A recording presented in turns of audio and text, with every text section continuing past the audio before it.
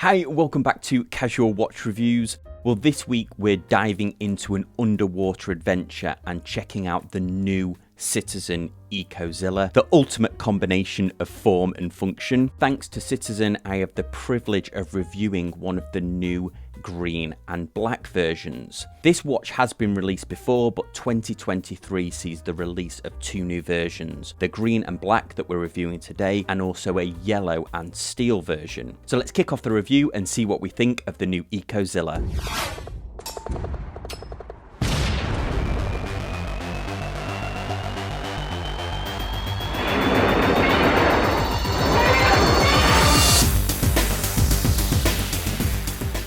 Before we start the review, let's take a second to acknowledge the commanding presence of this watch. It is a larger watch. This Citizen Ecozilla certainly makes a bold statement. The watch boasts a 48mm case with a unique feature of having the rubber strap fixed to the case. This actually requires disassembly for strap replacement. Despite its impressive 18mm thickness, I can assure you it doesn't sacrifice comfort or wearability.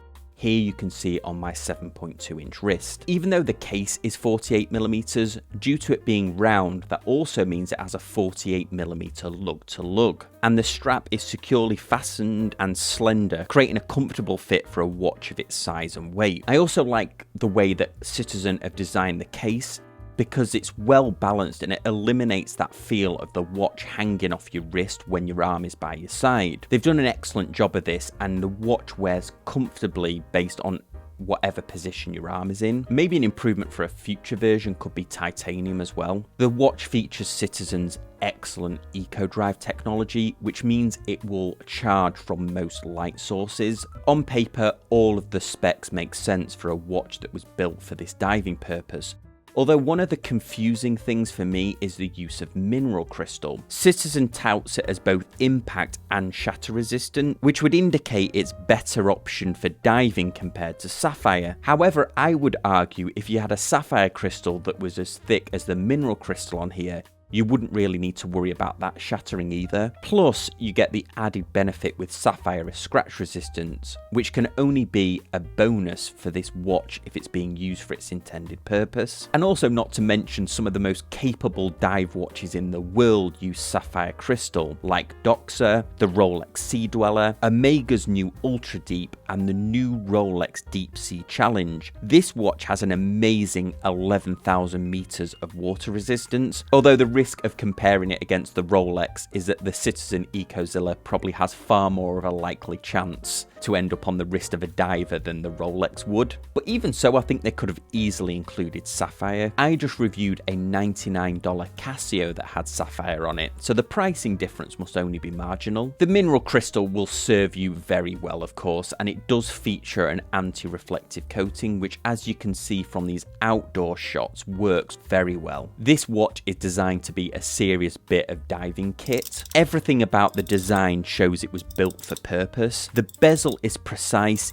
even though it is a little bit noisy. The size of the grip also means it could easily be manipulated with gloves on, especially divers' neoprene gloves. The crown on this watch is positioned on the left side of the case, and when you typically have these on dive watches, it's to protect the crown from being damaged if you accidentally knock it against a rock when you're diving. That's not the only safety feature for the watch on here as well. The bezel is also raised above the crystal, meaning that it's protected by the bezel from any side impact damage. The strap is also secured to the case without spring bars, so it won't fail even if you gave it a serious knock. This watch is no joke, a serious tool that I would argue also looks great as well. There is what looks like an outer bezel that has divers printed on the side. This part does look like it might screw off because it does have the grip on it. However, I struggled and I had to do the ultimate sin of actually looking in the instructions, and there's no mention in there that this piece comes off. The reason that I checked is that Citizen do similar mechanical models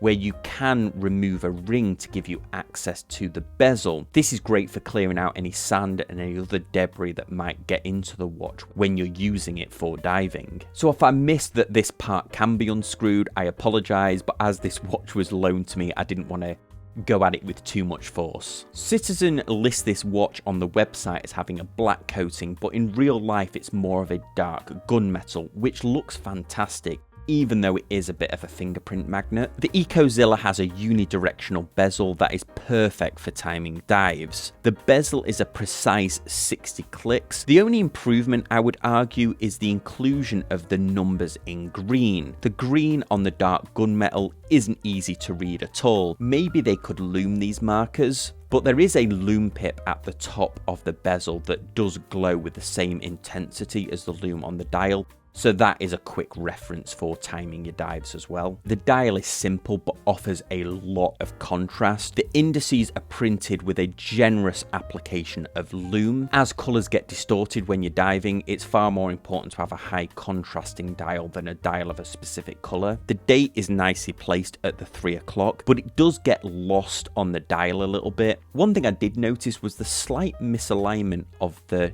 markers on the rehaught or chapter ring. They don't quite line up with the 12 o'clock position of the markers on the dial. This isn't a distortion of the domed mineral crystal because I checked it at multiple different angles just to make sure. It is a minor detail because I'm guessing that this chapter ring or rehaught isn't that visible through dive goggles anyway, but it's certainly worth a mention. The hands are fantastic, plenty of lume and built for purpose. A nice set of very legible, no-nonsense hands designed specifically for reading the time when you're diving. The lume is spectacular on this watch. It's the kind of lume that glows even in the day. As with everything else on this watch, it's designed for a purpose, and they've designed every element to fit that diving purpose. This is probably one of the best lume shots on a dive watch I've done for a while on the channel. The case itself has an almost sandblasted finish, although it is very subtle. The crown is very easy to grip and protected by these very industrial looking crown guards. The back features a vintage diver's helmet, and you can see a retention washer to replace the strap